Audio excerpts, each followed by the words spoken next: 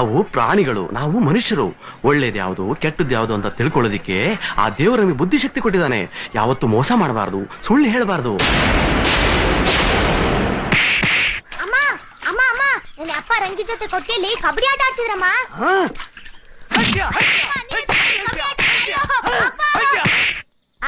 ನೀವ್ ಮಾಡೋ ಪಾಠ ಬೋರ್ ಹೊಡಿತ ಮಿಸ್, ನಿದ್ದೆ ಬರುತ್ತೆ, ಅದಕ್ಕೆ ಲೇಟ್ ಆಗಿ ಬಂದೆ.